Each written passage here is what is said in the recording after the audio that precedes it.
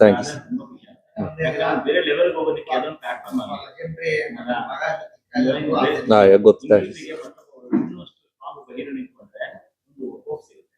ಈಗ ಅಪ್ಪದ ಸಿನಿಮಾಗಳು ಎಷ್ಟು ಸಿನಿಮಾ ಶಾಂತಿ ಕ್ರಾಂತಿ ಅಂತ ಕೇಳ್ಬಿಟ್ಟು ಹೌದು.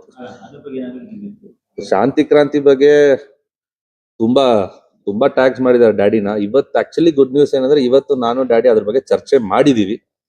ಅದ್ರ ಬಗ್ಗೆ ಒಂದು ಮಾತುಕತೆ ನಡೀತಾ ಇದೆ. ಡ್ಯಾಡಿ ಒಂದು ಏನೋ ಹೇಳಿದಾರೆ ನನಗೆ, ಅದು ನನಗಿಂತ ನಮ್ಮ ಅಣ್ಣ ಮನೋ ಅವ್ರು ತುಂಬಾ ಆಸೆ ಪಟ್ರು ಈ ಸಿನಿಮಾ ಮಾಡ್ಬೇಕಂತ, ರಿಲೀಸ್ ಮಾಡ್ಬೇಕಂತ. ಅಂಡ್ ಒಂದು ಸರ್, ಈಶ್ವರಿ ಸಂಸ್ಥೆ we have lived to entertain people. ನಮಗೆ ನಮ್ಮ ಆಸ್ತಿ ಅಂತ ನಾವು ಹೇಳೋದು ನಮ್ ಸಿನಿಮಾ, ಆಮೇಲೆ ಜನರ ಪ್ರೀತಿ. ಸೊ ಡ್ಯಾಡಿ ನನ್ಗೆ ಹೇಳಿದ್ದು, ಇಷ್ಟೊಂದ್ ಜನ ಆಸೆ ಪಡ್ತಾ ಇದಾರೆ, ನೋಡೋ ಏನ್ ಮಾಡ್ತೀಯ, ಇಷ್ಟೇ ನೋಡೋ ಏನ್ ಮಾಡ್ತೀಯ ಅಂತ. ಆ ಗ್ರೀನ್ ಸಿಗ್ನಲ್ ನನಗ್ ಬಂದಿದೆ. ಇವತ್ತು ಶುರು ಮಾಡಿದೀನಿ ಅದ್ರ ಬಗ್ಗೆ ಎಲ್ಲ ಏನ್ ಪಾಸಿಟಿವ್ಸ್ ಏನಿದೆ, ಹೆಂಗ್ ಆಗತ್ತೆ, ಯಾವ ತರ ಆಗತ್ತೆ.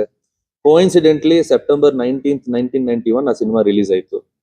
ಅದ್ರ ಬಗ್ಗೆ ತುಂಬಾ ವಿಷಯ ಆಡಿಯನ್ಸ್ ಮಾತಾಡ್ತಾ ಇದಾರೆ.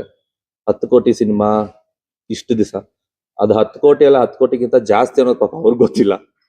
ಅದೇ ತರ ನಂಬರ್ ಆಫ್ ಡೇಸ್, ಅದ್ರಲ್ಲಿರೋ ಸ್ಟೋರೀಸು, ಡಾಕ್ಯುಮೆಂಟ್ರೀಸು, ಅದು ಆಮೇಲೆ ಕ್ಲೈಮ್ಯಾಕ್ಸ್ ಶೂಟ್ ಮಾಡಿದ್ದು 24 ಕ್ಯಾಮ್ರಾಸ್ ಅಲ್ಲಿ ಶೂಟ್ ಮಾಡಿದ್ರು. ಆ ಟೈಮಲ್ಲಿ ಕಂಠೀರವದಲ್ಲಿ 5 ಸ್ಪಾಟ್ಸ್ 5 ಪ್ಲೇಸಸ್ ಆಫ್ ಶೂಟಿಂಗ್ ನಡೀತಾ ಇತ್ತು with Nagarjuna sir, Rajinikanth sir. ಇದು ನಾನು ಆಸ್ ಅವ್ರ ಮಗನಾಗಿ ಮಾತಾಡ್ತಾ ಇಲ್ಲ.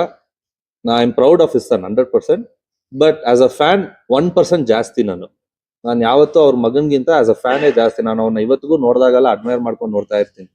ಆ ತರ ಯೋಚನೆ ಮಾಡಿ ಆ ತರ ಮಾಡಿರೋರು. ನಾವೇನು ಅದನ್ನ ಪ್ರಮೋಟ್ ಮಾಡಲ್ಲ. ನಿಮ್ಗೆ ಗೊತ್ತು ಅನ್ಸತ್ತೆ, ನಮ್ ಫ್ಯಾಮಿಲಿಗೆ PR ಅನ್ನೋರು ಯಾರು ಇಲ್ಲ. ನಾವು PR ಮಾಡ್ಕೊಳಲ್ಲ. ಇದು ಆಡಿಯನ್ಸ್ ಆಗೇ ಬಂದು ಇದನ್ನ ಮಾಡ್ಕೊಡಿ ಅಂತ ಅವ್ರನ್ನ ಟ್ಯಾಗ್ ಮಾಡಿದ್ರು ಡೈರೆಕ್ಟ್ ಆಗಿ. ಇವತ್ತು ಒಂದು ಚರ್ಚೆ ಆದಾಗ ನೋಡೋದ್ ಏನಾಗತ್ತೆ, ಮಾಡ್ಬೋದಾ ನೋಡು ಅಂತ ಹೇಳಿದ್ದಾರೆ. If everything falls in place we might do it.